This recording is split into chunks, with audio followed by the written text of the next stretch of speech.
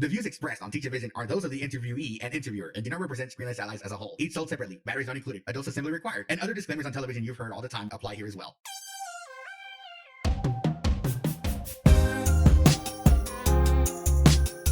Hello there, and welcome to Teachavision, where everyone has a different vision of learning. This is episode number 13. My name is Jose Briseño, and today we're going to do something a little different. We're not talking to teachers today, but we do have an interview for you. Today, we're going to educate you on parenting. Now, you're probably wondering to yourself, we already know how parenting works.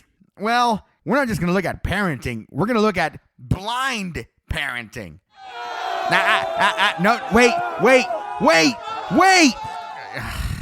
People just run away whenever they hear blind parenting. Though, while this was a play scenario, believe it or not, this actually happens. There are so many misconceptions about blind parenting, and we're going to hear about that in this series. Today, we're going to introduce you to Sonia Herrera. Thank you to the Facebook group Blind Pen Pals, where I met her, for allowing me to reach out to talk to parents who are totally blind. And today, Sonia will be talking to us for the next series. In part one, we're going to discuss a little bit about Sonia, and we're going to discuss some of her struggles of being a blind parent. All that and more on this special series of blind parenting right here on Teachavision by Screenless Allies. Miss Sonia, thank you for being here today, allowing me to interview you all about you being a mom. Thank you so much for helping me out today. Yeah, it's nice to be here. Thank you for having me. Now, first things first, tell me a little bit about yourself. Who is Sonia? What are your hobbies? I like to clean a lot. I guess the natural thing for me. I'm really good at cooking, but I don't enjoy it. It's really weird why. I don't know why. I don't think anyone enjoys cooking if it's like, not... I think no one enjoys cooking. I promise you. Unless you're a chef. Yeah, and I like music. I like hanging out with family, with my children. Pretty much it. Cool. Are you totally blind? Are you visually impaired? Can you see a little bit? I can see a little bit. I think 80% of my vision has, it's gone. I can see... Okay. Probably, I can see lights, I can see shadows, but I can't see, the details or anything. Right, so it wouldn't cover anything like you can't, say, use a stove and rely on that vision to help you with it, right? No. I mean, if, for example, I have a gas stove, so usually I can kind of see the flame when, because it's light. I could kind of see when it turns on, but besides that, I don't really rely on my vision to cook or anything. Gotcha. Oh, gas stoves scare the heck out of me. Just as a side note for the viewers, gas stoves scare me. So I have one in my apartment, and I refrain from using it. So I've been relying on electric skillets and the good old microwave. Really? The blind man's best friend. I feel like electric is more scary yet.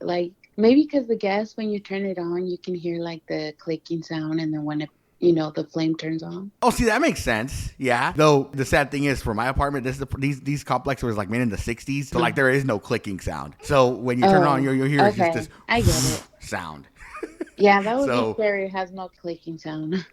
Yeah, I'm just like, ah! So now you just got to use nothing but electric stove. So it's definitely scary for sure. Yeah. What is it like? Because you mentioned you had children. Now, what is it like being a blind mom, if you will? I mean, I know there's probably not a difference, but what have you found as your experience overall? I think like any parent, it is difficult sometimes with the children, raising them and making sure they, they're okay and everything. There's certain things that you can't really do. For example, giving medication, it's really hard sometimes to, the surgery, sometimes the amount, for example, 5 millimeters, 7 millimeters, it's really hard to know. And I think that's the only thing as a blind parent that is kind of difficult. But I think the main reason as a blind parent is being judged by others around you. Are you married? Are you a single mom? I'm married. So you have a bit of a support system on that situation.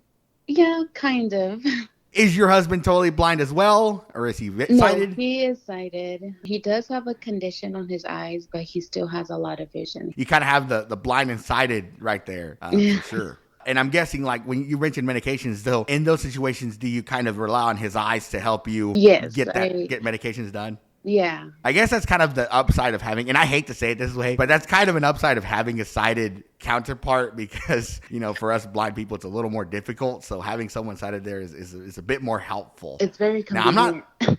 Yeah, it is. Now, I'm not saying, because I know I'm going to get it. I have a feeling I'm going to get into the comments. How dare you do that? How dare you say that? Oh, you offend me so bad because I'm married to a blind. No. I'm not saying that other blind people can't do it. It's just that it's a little more convenient.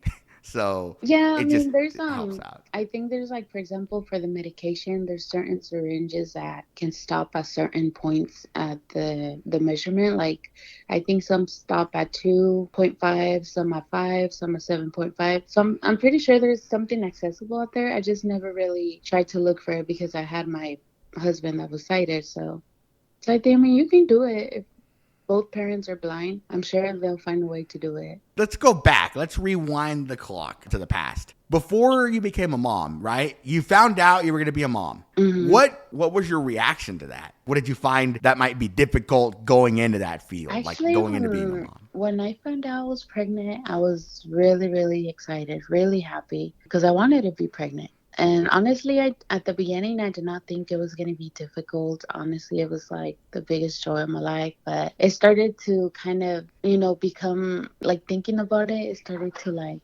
scare me because people started to bring it up. Oh, how are you going to take care of this child? Like, aren't you afraid? Like, even people came up to telling me that this child was going to suffer in this life because I was going to be a blind parent to it.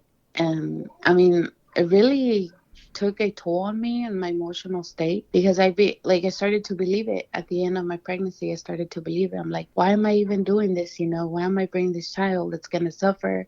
I'm not going to be able to take care of it. Like, all these things went through my head. And I think it was, for me at the beginning, it was very, exciting and everything. But then people actually was the one that, get that, how can you call it like that? I don't know how to say it. Negativity? Like, make it like, plant that is like a scary feeling inside of me, Okay, yeah, they were scaring you. Yeah. For sure. Was it family that did that to you, or was it like other people in general? Family, general friends that would see me and I was pregnant, people in public that, I was pregnant, and they would see me with my cane, and then they're like, how could you even get pregnant if you're blind?